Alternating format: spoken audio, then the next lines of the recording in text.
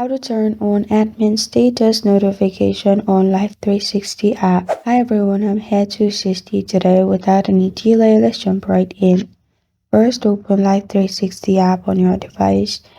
After you're logged into your account, click on the gear icon at the top left.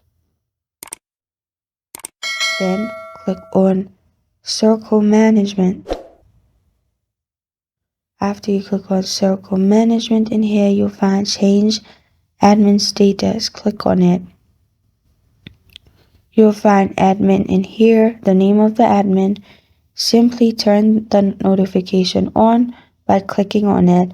Make sure the circle is on the right side. After you do this, you're good to go. In my case, I don't have one, so I won't be able to show, but you'll find it in here.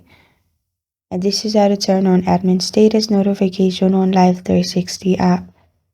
Thank you for joining me today. If this video helps you out, please leave a like and subscribe for more. Got a question or want to suggest a topic, comment below. Thank you for watching.